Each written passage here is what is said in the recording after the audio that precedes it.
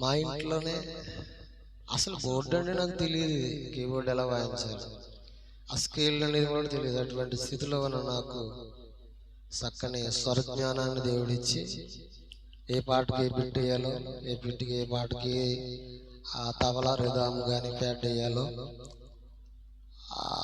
చక్కని ఆలోచన, చక్కని జ్ఞానాన్ని దేవుడిచ్చి ఇంట్లోనే ఏ పాట పాడినా ఆ పాటను రికార్డింగ్ అంటే ఆడియో వీడియో కావచ్చు చేయడానికి, ఎడిటింగ్ చేయడానికి దేవుడు ఎంతగానో కృపనిచ్చాడు. నా ఆస్తులు సంపాదించాలని కాదు, పొలాలు లేదా బిల్డింగ్లు పర్వతాలు కొనాలని కాదు, కానీ నా పాటలు నేను పాడిన ఇంచుమించు 90 పాటలు పాడాను. 90 పాటలు కూడా రాసిన పుస్తకం ఉంది. ఆ పాటలన్నీ కూడా పాటలు సంగీతంతో చేసి యూట్యూబ్, ఫేస్బుక్ ఛానల్లో పెట్టాలి, అనేకులకి పాటలు వినిపించాలని ఆశ. దేవుడు నా కోరికను ఏం చేశాడంటే తీర్చాడు, నా ఆశను తీర్చాడు. స్తోత్రం చెప్పండి.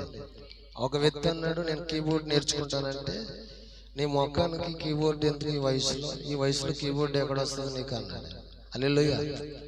కానీ దేవుని యొక్క సంకల్పం, దేవుని యొక్క కృప మరి ఈ రోజున మరి బ్యాడ్ ఇతరుల మీద ఆధారపడుకోకుండా దేవుడు ఎంతగానో నన్ను బలపరిచి నడిపిస్తున్నందుకు ప్రభువుకి కృతజ్ఞతలు తెలియజేస్తూ ఉన్నాను. స్తోత్రం చెప్పండి. ఎందుకు అంటే నేను నమ్మిన వాళ్ళు, నాన్న వాళ్ళు, బంధువులు, కావలసిన వారు, దూరస్తులు కూడా అందరూ మోసగించిన, అందరూ నన్ను దూరం పెట్టిన, అందరూ నన్ను నా విషయంలో అభ్యంతరపడినప్పటికీ హల్లెలూయా, కానీ నా దేవుడు నా పట్ల అభ్యంతరం పడటం కాదు కదా, అధిక ప్రేమ చూపించి నన్ను నడిపిస్తున్నాడు. స్తోత్రం చెప్పండి. నిజమే, మనుషులు నమ్ముకున్నవాడు పాడైపోతాడేమో కానీ దేవుడు నమ్ముకున్నవాడు ఎవడో కూడా పాడవాడు. ఎందుకంటే మనుషులు అవసరాలు తీరిపోయినాక విడిచిపెట్టేస్తారు. దేవుడు చెప్పండి ఎల్లకాలం కూడా మనం నమ్మకంగా ఉంటే ఆయన దగ్గర, ఆయన మనకు కూడా మన దగ్గర నమ్మకంగా ఉంటాడంట. స్తోత్రం చెప్పండి.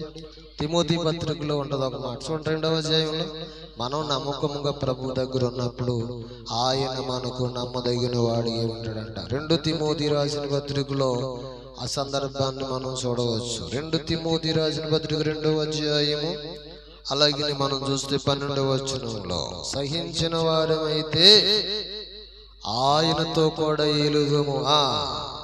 ఆయన ఎరగమంటే ఆయన మనల్ని ఎరగనను, మనము నమ్మదగిన వారమైనను ఆయన నమ్మదగిన వాడిగా ఉండును. స్తోత్రం చెప్పండి. ఎంత చక్కని మాట అండి. మనం సహించిన వారమై ఉండగా ఆయనతో పాటు అంటే ఏం చేస్తామంట, వేలుదుము అన్నాడు.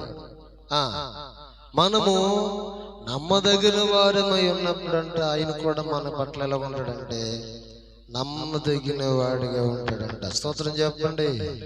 అందుకే ఇర్మియా భక్తుడు అన్నాడు, ఏమన్నాడంటే చెప్పండి, ఆయన ఎంత అయినా నమ్మదగిన దేవుడు. స్తోత్రం చెప్పండి.